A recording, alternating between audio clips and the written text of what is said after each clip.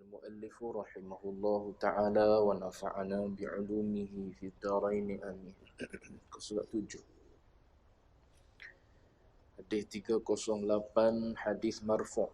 Haddatsana Abdus Salam qala haddatsana Ja'far an Abi Imran an Yazid bin Babanus قال دخلنا على عائشة رضي الله عنها فقلنا يا أم المؤمنين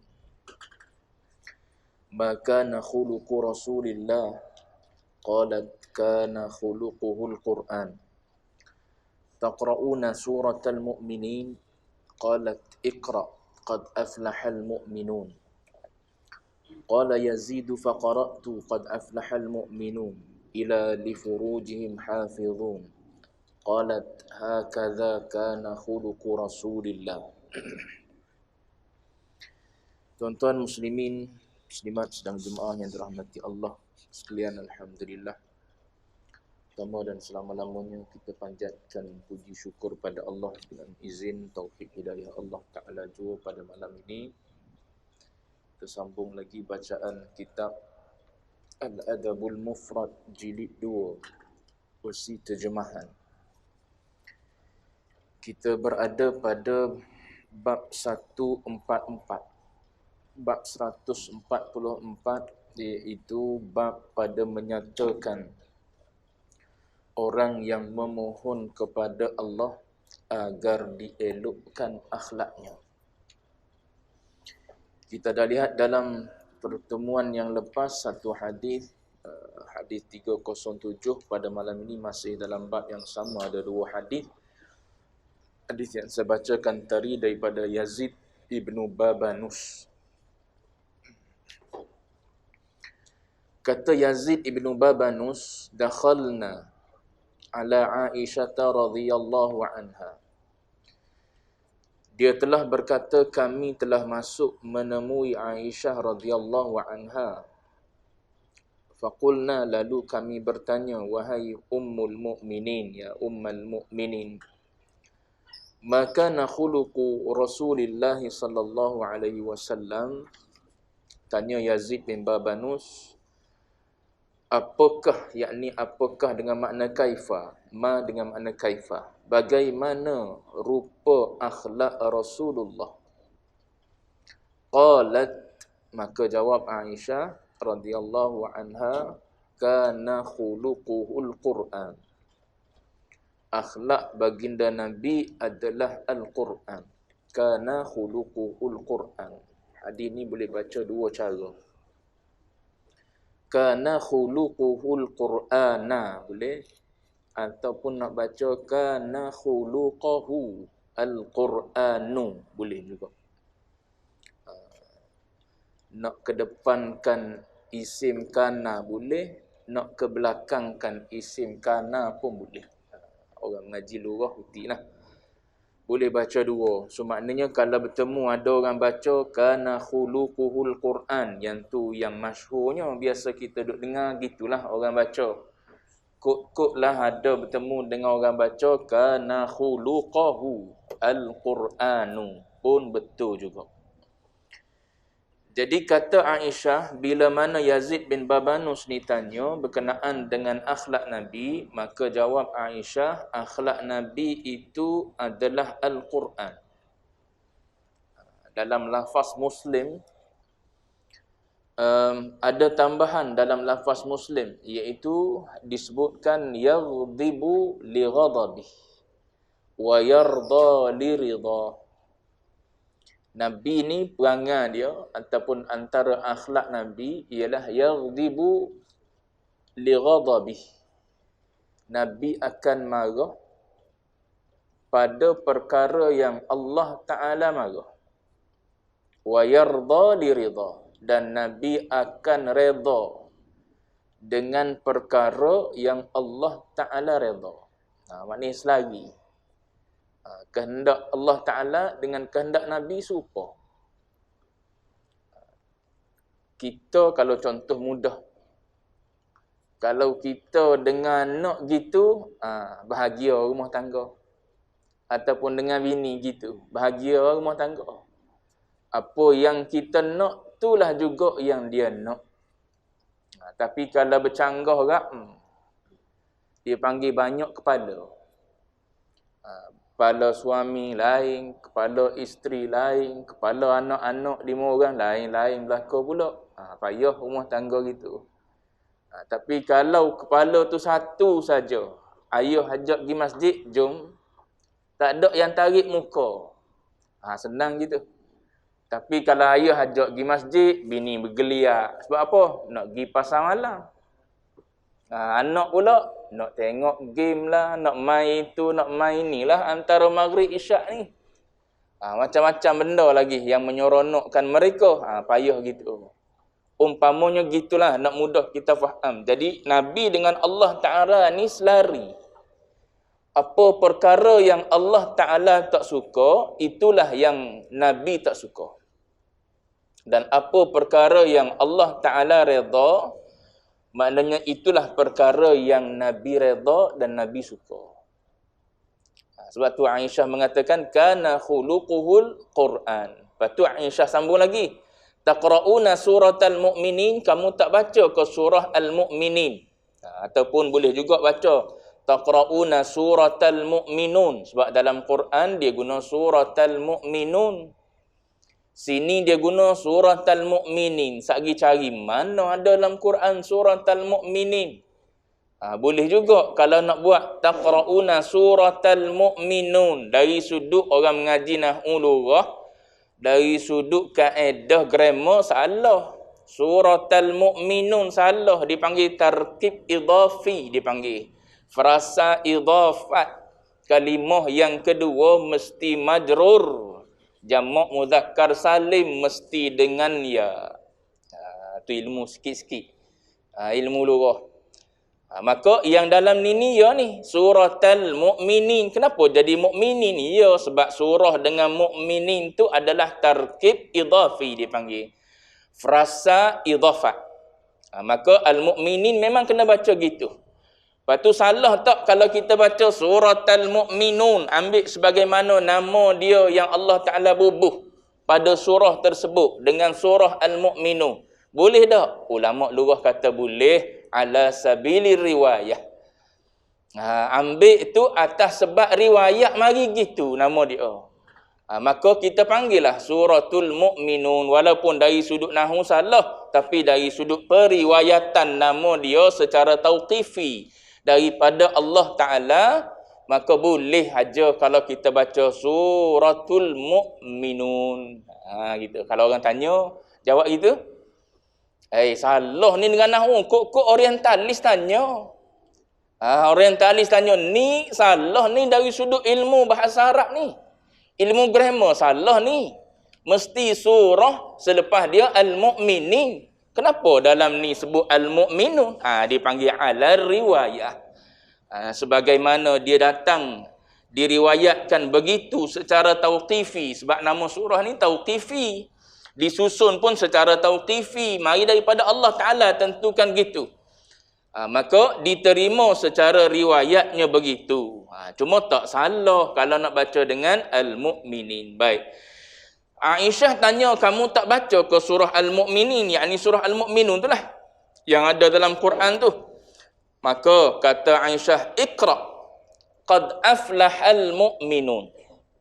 Qala Yazid bin Babanus faqara'tu, maka aku pun bacalah ayat tu. Qad aflahal mu'minun alladhina hum fi salatihim khashi'un. Sapalah habis dia kata ila tu maknanya baca sendiri ya. Kalau dituliskan jadi panjang pula. Cuma disebut ila tu maknanya baca ayat tu daripada qad aflahal mu'minun, sapalah ila li furujihim hafizun. Tu semua akhlak lah kau. Lepas tu ayat ni cantik ni. Kalau tuan-tuan tengok tafsir kat, huraian dia cantik lah pula.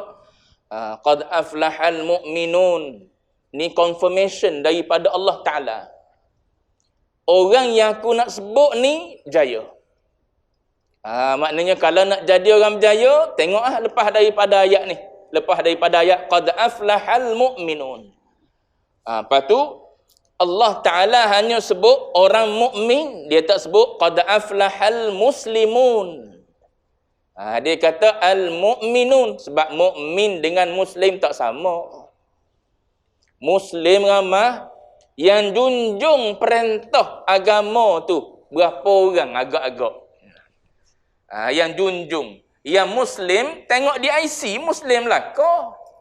Tapi muslim pakai seluar pendek. Muslim ada semayang pun tidak. Muslim aurat tak tutup. Macam-macam lah gaya. Muslim, not mukmin. Muslim belum lagi. Belum lagi. Sebab tu bila orang Arab datang berkata qalatil a'rabu amanna. Orang Arab yang baru memeluk Islam, dia kata apa? Qalatil a'rabu amanna. Kata orang Arab tu, kami dah beriman dah. Lalu jawab Allah Ta'ala, qalatil a'rabu amanna, qul, bagi tahu Muhammad kepada mereka, lam tu'minu walakin qulu aslamna. Baru muslim. Bila mukmin? Bila junjung amar dan nahi Allah. Baru mukmin. Yang mari daripada Allah, sama ada amar, sama ada suruh, sama ada nahi. Dua bentuk tu lah. Sebut dah semalam. Dua bentuk tu je daripada Allah Ta'ala. Sama ada suruh ataupun larang. Yang ni je yang dilatih pada Adam AS. Saat Adam duduk dalam jannah tadribiyah, kata Syekh Syarawi. Saat Adam duduk dalam syurga jannah, syurga tadribiyah, tempat latih. Bagi dia, syurga tu bukan syurga yang bakal kita masuk nanti. Sebab kalau syurga yang kita akan masuk nanti, tak akan keluar dah. Sampai bila-bila? Bila masuk? Jadi syurga yang Adam duduk tu syurga mana? Dia kata syurga tu bagi dia lah. Pendapat Syekh Syarawi, almarhum Syekh Syarawi, dia kata itu jannah tadribiyah. Syurga tempat Allah Ta'ala latih Adam AS dengan bini dia. Latih apa? Dua perkara latih. Satu latih suruh, yang kedua latih larang. Tu ya, dua perkara. So agama ni dua perkara ni ya. Satu suruh apa? Suruh makanlah apa saja yang kamu nak makan di dalam syurga tersebut. Kemudian yang kedua larang, wala taqraba hadhihi syajarah. Jangan kamu hampiri pokok tu. Makan apa saja, luah ke tu? Ya halal. Tapi jangan hampiri pokok, satu je larangan. Tengok agama mudah tak mudahnya dalam apa? Dalam beragama ni. Banyak yang halal banding yang haram, langgar yang haram juga. Orang bagi tahu dah, pakaian gini ciri dia. Asal tutup tak nampak, daripada kiri, daripada kanan, daripada depan, daripada belakang tak nampak contohnya. Pakailah nak pakai apa pun. Nak tutup dengan apa pun tutup gilah. Asalkan tengok daripada kiri pun tak nampak bentuk tubuh. Daripada kanan pun tak nampak, dari depan tak nampak, dari belakang tak nampak. Pakailah. Nak pakai abaya, kau nak pakai jubah, kau baju kurung, kau baju apa sekalipun, pakai gilah. Dia tak akal juga yang boleh tu. Dia nak jin juga. Tu perangai. Tu perangai kita tu. Contoh yang ni tak kata siapa-siapa ni tuan-tuan. Senior soleh-solehah belakang ni yang mari ni. Kalau tak solehah tak mari. Baik. Nak sebutnya ialah dalam syurga tu perintah Allah Ta'ala ajar pada Adam ialah buat apa yang aku suruh, tinggal apa yang aku larang. Begitulah bila turun ke dunia. Bercucu cicit sehinggalah mari syariat baginda Nabi Muhammad pun begitulah. Dalam Quran tu suruh kita semayang, jangan mencuri. Suruh kita meniaga, jangan ambil riba. Suruh larang, suruh larang. Suruh sama ada suruh atas jalan wajib ataupun suruh atas jalan sunat. Larang sama ada atas jalan haram ataupun larang atas jalan makruh. Dua. Wajib, sunat, haram ataupun makruh. Adapun yang harus dia boleh berubah. Yang harus air ni contohnya. Kalau ada air lah, ni tak ada air, tak apalah. Sebut contoh. Ni air ni asalnya harus ambil minum. Tapi ada orang Doktor bagi tahu dia, engkau kalau minum air sejuk, jawab dia mati. Haram minum air sejuk. Kita pula doktor kata haram apa? Engkau kalau minum air mani, jawab dia meninggal. Mudarat tubuh. Jawab dia wajib minum air sejuk. Berbeza. Benda harus jadi gitu. Benda harus ni dia boleh bertukar daripada sunat boleh jadi wajib. Boleh jadi haram. TV, skrin TV duk rumah kita besar. 40 inci ada ke TV 40 inci? Lebih daripada tu lagi. Nak bagi tahunya. Body TV tersebut harus. Yang jadi haram, yang jadi sunat, yang jadi makruh, yang jadi wajib ialah apa yang kita buat dengan TV tu. Perbuatan mukallaf terhadap TV tersebut. Kalau kita tengok orang mengajar ilmu fardu ain dalam TV tu, kita pun memang tak cukup lagi ilmu fardu ain. Jawab dia wajib kita kena tengok. Tapi kalau kita ni orang mengaji dah, orang berilmu dah, orang duk mengajar dalam TV ilmu fardu ain, tapi kita orang mengaji dah lalu dah semua ilmu-ilmu fardu ain tersebut, maka sunat kita tengok. Benda harus dia gitu. Sebab dia boleh berubah-berubah benda harus berdasarkan pada seseorang. Tengok cerita apa? Cerita yang ada adegan-adegan yang tak sepatutnya. Haram kita tengok. Tu di antara apa? Di antara benda-benda yang diajar kepada Adam alaihissalam ketika di dalam syurga dulu. Jadi Nabi Aisyah radhiyallahu anha sebut, akhlak Nabi ni engkau tengoklah dalam surah Al-Mu'minun tu. Ada dalam satu hadis lain, ada sahabat bertanya kepada Rasulullah, ya Rasulullah, macam mana kami nak tahu bahawa kami ni mukmin haqqan? Bahawa kami ni adalah seorang mukmin yang sebenar-benar. Nabi baca ayat ni. Nabi baca qad aflahal mu'minun. Nabi baca alladzina hum fi salatihim khashi'un. Tuan-tuan tengok. Yang pertama sekali Allah Ta'ala sebut selesai salat kamu. Alladzina hum fi salatihim khashi'un. Orang yang dalam solatnya khusyuk. Tu yang mula-mula sekali. Nak berjaya, situ kunci. Jaga semayang. Lepas tu, baikilah daripada semasa ke semasa. Daripada tak erti, biar jadi ertilah. Daripada tak faham, biar jadi faham. Sebab apa? Nak cari khusyuk. Bukan semayang saja, tapi nak suruh ada khusyuk dalam solat tersebut. So kena mengaji. Jalan nak capai khusyuk. Sebab Allah Ta'ala sebut, alladzina hum fi salatihim khashi'un. Orang-orang yang khusyuk di dalam salatnya. Kan pernah ada seorang lelaki tengah-tengah semayang duk main jangguk. Duk main jangguk. Orang Arab biasa ada jangguk kan. Duk lurus jangguk tengah-tengah salat. Maka kata Nabi, lau khasha'at, kalaulah hati lelaki ini khusyuk, la khasha'at jawarihuhu, nescaya anggota zahirnya akan khusyuk. Kalau hati dia khusyuk saat dia bersolat, maka anggota zahirnya akan khusyuk. Maka Nabi ni adalah Sayyidul Khashi'in. Nabi ni penghulu kepada segala orang khusyuk. Macam mana jiwa? Duduk dengan manusia. Duduk dengan orang ni, duduk dengan orang ni, dengan orang Muslim, mukmin pun Nabi duduk, dengan orang kafir pun Nabi duduk. Jiwa duduk dengan Allah Ta'ala. Macam apa saya pernah sebut kisah Kisah Rabi'atul Adawiyah. Seorang wali min awliya'illahi salihin, seorang perempuan tapi tinggi kedudukan dia di sisi Allah. Allah Ta'ala pilih dia sehingga sampai ke tahap wali min awliya'illahi salihin. Dia pernah sebut dalam satu perkataan, dia kata, aku benarkan sesiapa sahaja yang nak duduk dengan tubuh zahir aku. Duduklah, siapa nak duduk, orang ni nak duduk buang, orang ni nak duduk sebelah, orang ni begitu begini dan sebagainya. Duduklah. Tapi dia kata, adapun hati aku adalah tempat bicaraku dengan kekasihku, yakni Allah. Tu payahlah nak cari orang khusyuk macam tu.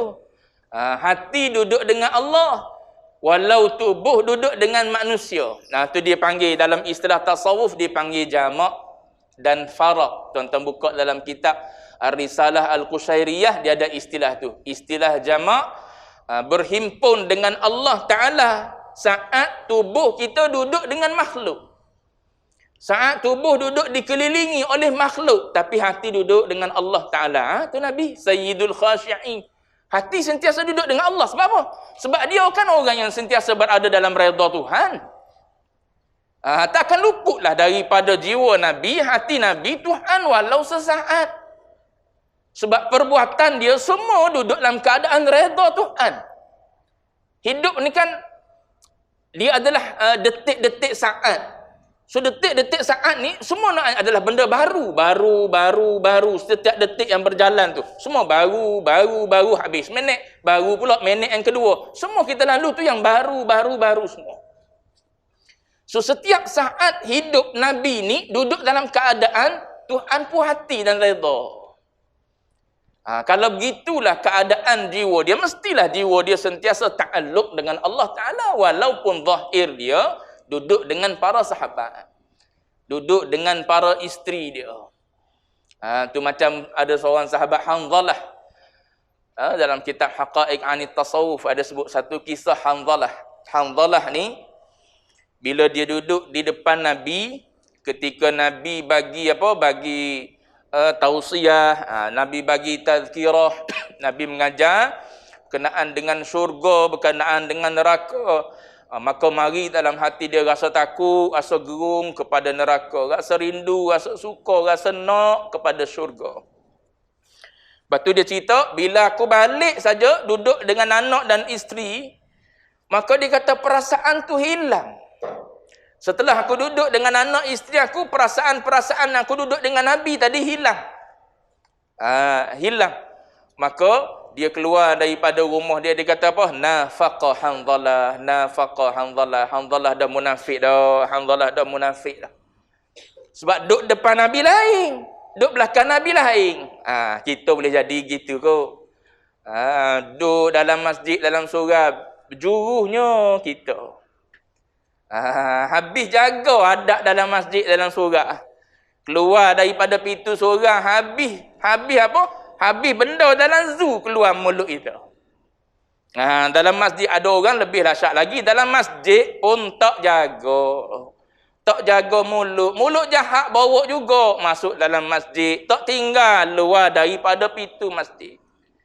Tu Hanzalah balik-balik gitu, dia kata nafaqah Hanzalah. Jumpa dengan Abu Bakar As-Siddiq. Abu Bakar As-Siddiq tanya, kenapa engkau kata begitu wahai Hanzalah? Duk sebut nafaqah ni. Lalu kata Hanzalah gitu lah. Aku duduk depan Nabi, jiwa aku lain, rasa lunak, rasa jinak, rasa nak beribadat, rasa nak buat taat pada Allah Ta'ala, nak tambah amal dan sebagainya. Tapi bila aku balik, duduk dengan anak bini, duduk buat kerja seharian, maka makin dekat dengan dunia pula. Jadi nak tamak kepada dunia. Maka aku merasakan tak betulnya jiwa aku. Maka Nabi kata apa kepada Hanzalah? Setelah Abu Bakar ajak pergi bertemu dengan Nabi, maka Nabi kata kepada Hanzalah, sa'atan wa sa'ah. Tu jiwa kita. Jiwa kita yang Nabi kata, perasaan tu dia ada seketika. Kadang-kadang dia mari gitu, kadang-kadang dia hilang pergi daripada kita. Sebab kita orang awam. Saat dia mari tu kan, semangatlah kita nak beribadat. Nak pergi masjid lah, nak semayang jemaah lah, nak baca Quran lah, nak berzikir lah. Macam-macam lah benda baik nak buat. Tapi time dia mari malah agak bergeliat nak boleh semayang. Tu jiwa kita sa'atan wa sa'ah. Kata Nabi, kalau kamu duduk dalam keadaan sebagaimana kau duduk dengan aku, maka la safahat al malaikatu. Nescaya kamu boleh masuk ke alam malaikat bersalam-salaman dengan para malaikat. Tu nak beritahu jiwa kita orang awam tak sama. Tu jiwa Hanzalah. Jiwa kita lebih lagi. Duduk dalam masjid pun dunia ingat. Balik rumah lebih lagi teringat. Duk dengar orang mengajar tentang akhirat pun teringat dunia lagi. Orang duk cerita syurga, cerita neraka, boleh teringat dunia lagi ya kita. Balik rumah lebih-lebih lagi lah teringat syurga apa? Teringat apa? Teringat pada dunia. Tu kita. Adapun baginda Nabi, jiwa dia tak gitu. Jiwa dia sentiasa khusyuk pada Allah Ta'ala.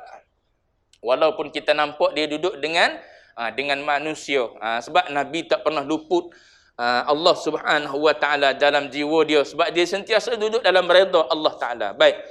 Jadi baca qad aflahal mu'minun kata Aisyah sehinggalah sampai kepada walladzina hum li furujihim hafizun. Orang-orang yang beriman ni orang-orang yang menjaga kehormatan mereka. Maka kata Aisyah, hakadza kana khuluqu Rasulillah. Kalau kau nak tahu, begitulah akhlak baginda Nabi. Apa yang disebut oleh Allah Ta'ala dalam bentuk surah, itu ada pada Nabi. Apa yang dilarang oleh Allah Ta'ala, itu tak ada pada Nabi. Itu adalah akhlak Al-Quran yang ada pada Nabi. Bahkan kata ulama, kanan Nabi la yahumuhulah. Benda-benda yang dilarang oleh Allah Ta'ala, dekat pun tak. Dekat pun tidak baginda Nabi ni. Para Nabi, para Rasul ni. Mendekati pun tidak. Sebab tu saya sebut, kalau orang cerita Nabi Yusuf alaihissalam ada keinginan juga pada Zulaikha, tu tak betul. Cara huraian macam tu tak betul. Pernah ada dalam radio Aikim dulu. Bukan yang sekarang ni. Sebab sekarang ni pun ada rancangan tafsir juga pagi-pagi pukul 6.30. Kalau tuan-tuan buka radio Aikim pukul 6.30 ada slot tafsir. Tu tafsir yang baru dulu. Ada agamawan yang duk mengajar tafsir dalam radio Aikim dah. Dia mentafsirkan ayat berkaitan dengan Nabi Allah Yusuf alaihissalam tu lah. Dia cerita Nabi Allah Yusuf pun ada keinginan nak kepada Zulaikha. Laula ar-ra'a burhana rabbih. Kalaulah Allah Ta'ala tak tunjuk tanda-tanda kekuasaan dia. Padahal kata Syekh Sa'rawi tak boleh faham gitu ayat tu. Kalau ada ayat laula tu maknanya kalau ada. Tu maknanya memang tak ada langsung perasaan Nabi Allah Yusuf nak kepada Zulaikha.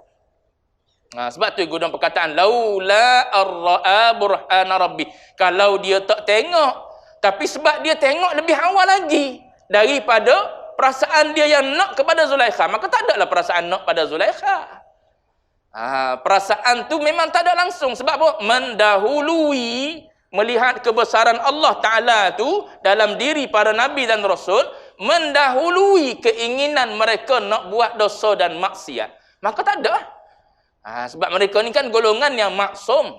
Tu maksud laula ar-ra'a burhana rabbi. Kena faham betul-betul. Banyak ayat Quran pakai laula ni. Kisah ibu Nabi Musa alaihissalam pakai laula juga. Laula ar-rabatna ala qalbiha.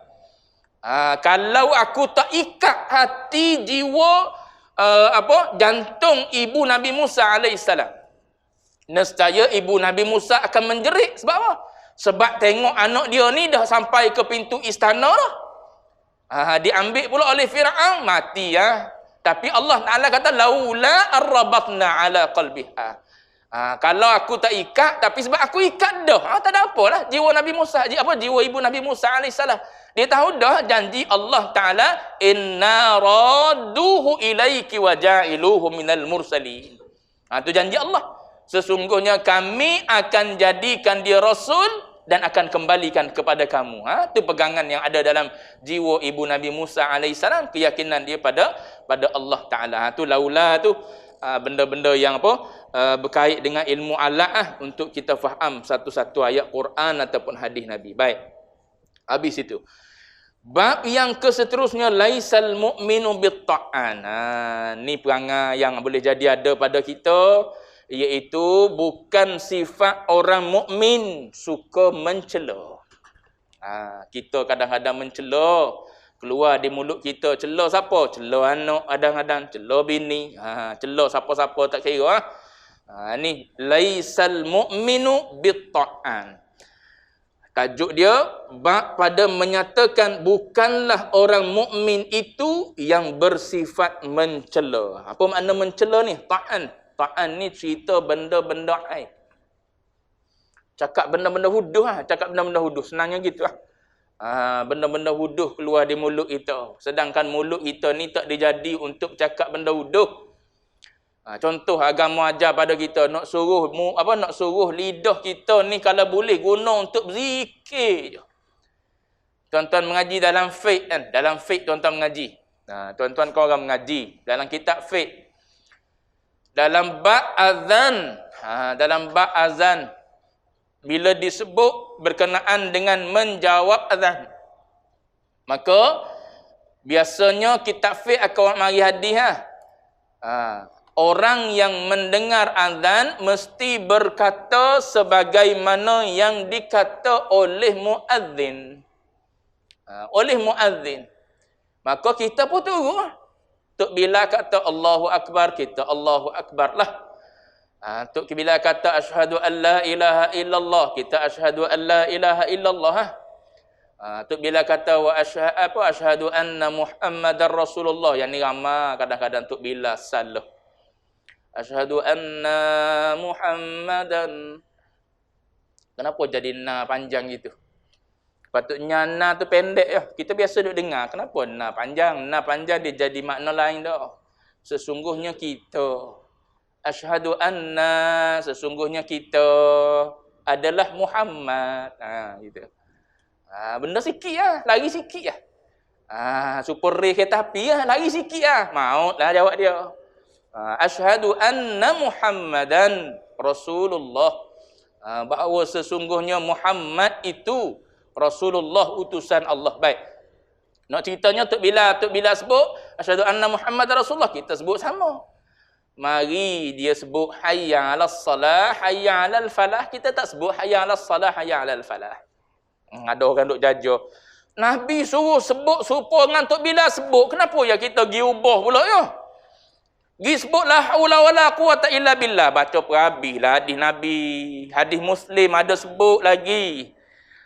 Dia baca kita hadis tak habis lagi. Pas dia mulalah nak sebut seolah-olah macam apa yang dibuat oleh orang selama ni tu tak betul. Sebab Nabi suruh apa yang disebut oleh muazzin itulah yang dijawab. Tapi tiba-tiba di hayya 'alas salah hayya 'alal falah kita tukar pula la haula wala quwata illa billah. Tak betul dengan hadis Nabi. Bacalah perhabis dalam hadis Muslim ada sebut. Ketika hayya 'alataini, hayya 'alas salah, Nabi kata bagi apa? Sebut la haula wala quwata illa billah. Saya nak sebutnya gini. Kenapa di hayya 'alas salah, hayya 'alal falah ulama kata tak sebut gitu? Sebab hayya 'alas salah dengan hayya 'alal falah dia bukan zikir.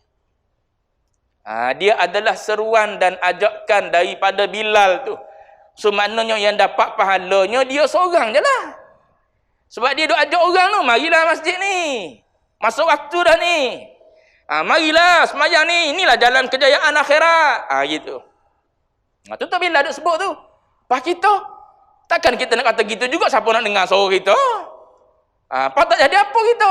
Sebab tu, hadis Nabi ajar pada kita, saat bila sebut gitu, nak suruh kita boleh pahala zikir juga. Sebut la haula wala quwata illa billah. Saya nak kaitnya, lidah ni Allah Ta'ala suruh guna untuk zikir. Siapa tak tu? Siapa tak hayya 'alas salah. Kalau kita sebut hayya 'alas salah pun tak apa, tak ada siapa-siapa dengar pun. Walaupun tak ada pahala, katakanlah kita sebut hayya 'alas salah, hayya 'alal falah juga, follow apa yang disebut oleh Bilal. Tak ada pahala katakanlah. Dia hanya tak ada pahala, dia tak jadi dosa. Tapi nak beritahu agama ni dia punya cantiknya. Hatta tak nak kita tu saja-saja sebut hayya 'alas salah, hayya 'alal falah, kita tak ajak siapa-siapa pun. Sebab orang tak dengar pun kita sebut, kita panggil. Baru beza dengan Tok Bila. Maka nak suruh kita boleh kutip pahala juga saat tu. Tukar. Sebut la haula wala quwata illa billah. Apa boleh pahala? Tak ada daya, tak ada kekuatan. Ya Allah, aku nak nak buat kebaikan, pergi ke masjid, nak tinggal kejahatan yang sedang aku ada sekarang ni, tengah buat sekarang ni. Illa billah, kecuali dengan Allah. Pada masa tu luput diri. Kalau sebut la haula wala quwata illa billah, patutnya luput diri kita, tak ada jalan dah tu kita. Tak ada jalan, tak ada daya upaya. Yang ada di kita boleh bangun. Allah Ta'ala limpah. Boleh kita dengar saja Allahu Akbar, kita pun bangun pergi ke bilik air. Allah Ta'ala bagi kekuatan. Sambil-sambil melangkah tu, alhamdulillah, Allah Ta'ala bagi kekuatan. Orang lain kadang-kadang tak boleh benda tu. Galik tu tengok cerita apa, cicak men juga. Padahal sama-sama tahu, sama-sama dekat dengan masjid sebelah-sebelah ya. Tapi ada orang boleh kekuatan daripada Allah, ada orang tak boleh kekuatan daripada Allah. Tu nak sebutnya lisan ni asal Allah Ta'ala jadi, nak suruh puji dia. Saat musyahadah pada Allah Ta'ala kan, menyaksikan Allah Ta'ala di alam arwah. Tu saat arwah-arwah semua menyaksikan zat Allah Subhanahu Wa Ta'ala. Saat Allah Ta'ala bertanya, alastu bi rabbikum, semua pakat jawab, bala. Bala syahidna. Semua mengatakan, ya Allah, engkaulah. So semua pakat menyebut, betul, engkau Allah, engkau Allah, engkau Allah. Semua lisan sebut Allah. Jadi, bila dah begitu cara Allah Ta'ala ajar pada kita, sepatutnya tak jadilah lisan kita ni, kita ajar dia, tak serupa dengan yang Allah Ta'ala nak. Ni dah. Kita ni jadi macam apa Macam anak kita, anak kita mari bertemu dengan kita, tak nak duit. Kita dengan Allah Ta'ala ni macam gitu. Anak kan biasanya dia rapat dengan mak. Biasa roliknya gitu. Rapat dengan mak. So bila dia mari jumpa dengan ayah dia, dia nak duit belanja sekolah. Pagi-pagi dia mari Lepas tu waktu lain tak peduli, duduk dalam bilik, duduk dengan komputer dia, duduk dengan telefon dia, apa-apa pun nak makan dengan mak dia. Bila dia mari jumpa dengan ayah dia, dia nak duit. Kita jangan gitu. Time berhajat pada Allah Ta'ala, barulah akak tangan minta pada Allah Ta'ala. Time sutuk, time ada masalah, time sepik, time sedih, barulah nak mari masjid. Barulah nak sebut Allah Ta'ala, barulah nak berzikir pada Allah Ta'ala. Time Allah Ta'ala bagi nikmat tak sedar diri, duk maki orang, duk kata orang begitu begini dan sebagainya lah. Tu bukan tujuan lidah Allah Ta'ala jadi. Tu tuan-tuan mengaji dah pula dalam bab lidah. Sini ni kita melalui hadis Nabi. Jadi Nabi kata, laisal mu'minu bitta'an. Orang mukmin ni bukan jenis orang yang suka mencela. Walaupun orang cela dia tak balas dengan celaan. Kalau tidak kita jadi serupa dengan orang yang cela kita. Baik. Kita tengok satu hadis. Insya-Allah ni. Hadis marfu' haddatsana Abdul Rahman bin Syaibah qala akhbarani ibnu Abi Fudayk an Kathir bin Zaid an Salim bin Abdullah qala sami'tu Abdullah la 'ainan ahadan qat laisa insanan wa kana Salimun yaqulu qala Abdullah bin Umar radhiyallahu anhuma qala Rasulullah sallallahu alaihi wasallam la yanbaghi lil mu'mini an yakuna la'anan. Tengok. Daripada Salim Ibn Abdullah, dia telah berkata, aku sama sekali tidak pernah mendengar Abdullah melaknat akan seseorang selain seorang sahaja. Dan Salim juga telah berkata Abdullah bin Umar telah bersabda Rasulullah, tidak sayugianya, maknanya tidak sepatutnya bagi seorang mukmin itu menjadi seorang pelaknat. Kata Imam Nawawi, hadis ni hadis yang berbentuk larang, yang berbentuk menakutkan, yang berbentuk menegah. Seseorang itu melaknati sesiapa pun. Melaknati sesiapa pun. Melaknat sesiapa. Laknat ni kan at-tardu min rahmatillah. Apa makna laknat? Laknat ni maknanya kita kata orang tu jauh daripada rahmat Allah Ta'ala. Mana kita tahu? Mana kita tahu orang ni jauh daripada rahmat Allah Ta'ala? Sekarang boleh jadi dia jauh. Boleh jadi akan datang dia dekat dengan rahmat Allah Ta'ala. Kita pula seolah-olah macam pembahagi rahmat Tuhan. Tu tak kena. Sebab tu saya sebut semalam Al-Imam Al-Ghazali ajar dengan orang tua lebih baik daripada kita. Dengan budak muda lebih baik daripada kita. Dengan orang tua, kenapa orang tua kita kena tengok dia lebih baik daripada kita? Sebab dia mendahului umur kita. So dia lebih banyak taat berbanding dengan kita. Kita orang 30-an, 40-an, orang tua tu 60-an, 70-an. Mestilah ketaatan dia jauh lebih banyak daripada kita. Maka dia lebih mulia daripada kita. Tengok budak muda baru 17 tahun, tapi duk buat perangai-perangai tak comel. Banding dengan kita dia lebih baik. Sebab apa? Dosa dia tak banyak lagi, baru 2 tahun balik. Kita 40 tahun dah, 50 tahun, 60 tahun dah, dosa kita lagi banyak nak banding dengan dia. Gitu. Tengok orang kafir gitu juga. Dia masih ada peluang, ada ruang untuk dapat hidayah daripada Allah Ta'ala. Jangan duk berasa, ni mati kafir dah ni gini. Bukan kita kerja menentukan kafir tak kafir orang tersebut di hujung usia dia. Kisah seorang anak kecil, anak meninggal tu kan. Yang Nabi pergi ziarah, Nabi kata ucaplah kalimah syahadah, nanti aku bagi syafaat di akhirat. Walau tak ada amal. Sebutlah syahadah la ilaha illallah Muhammadur Rasulullah, nanti aku bagi syafaat. Anak kecil tu pun tengok pada ayah dia. Anak kecil pun kecil balik dah lah. Tengok pada ayah dia, nak ikut ke tak nak ikut ni. Maka kata ayah dia, ati' Abul Qasim. Taatilah baginda Nabi ataupun ayah kepada anak yang bernama Qasim. Anak baginda Nabi SAW daripadanya bernama Qasim. Ati' Abul Qasim. Taatilah Abul Qasim tersebut. Maknanya, ucaplah kalimah yang diucapkan oleh baginda Nabi. Budak tersebut asalnya daripada keluarga non-Muslim, di hujung nyawa dia dah Nabi ajar dia mengucap dua kalimah syahadah tu. Kata tengok orang kafir pun tengok dia ni masih ada ruang dan peluang untuk dapat hidayah daripada Allah. Ni duk tengok orang kafir kan, jahat sungguh kafir ni. Kita duk kata boleh jadi na'udzubillah Allah Ta'ala boleh hajar kalau nak tukar. Kita yang duduk di atas jalan iman ni hujung bertukar, na'udzubillah lah. Sebab ada hadis yang Nabi sebut gitu. Jadi lisan kita ni kata Imam Nawawi, hadis ni bila Nabi sebut la yang bagi lil mukmin an yakuna la'anani, ni adalah teguran tegahan daripada Nabi supaya tidak melaknati terutamanya sama-sama mukmin. Sama-sama orang yang beriman. Sebab apa? Sebab orang yang beriman ni katanya kal jasadil wahid, serupa dengan satu batang tubuh. Apa yang kita suka orang buat pada kita, begitulah juga saudara kita suka kita buat pada dia. Kalau kita tak suka orang laknat kita, begitulah orang lain pun tak suka dia dilaknati. Begitu. Kan Nabi sebut gitu, la yuhibbu li akhihi ma yuhibbu li nafsihi. Apa yang kamu suka pada dirimu, begitulah juga orang pun suka untuk diri dia juga. Maka kalau kita tak suka dilaknati, dimarahi, dikeji, direndah, dicaci dan sebagainya, jangan mencaci orang lain juga. Tu Nabi ajar, tu sifat ataupun lidah orang-orang mukmin terpelihara daripada perbuatan-perbuatan melaknati ni. Habis itu dulu. Akan datang hadis ni, bab ni ada 2, 3, 4 hadis, banyak sikit hadis dalam bab ni. Laisal mu'minu bitta'ani, akan datang insya-Allah hadis yang ke-310 insya-Allah. Wallahu a'lam wa ilmuhul atam.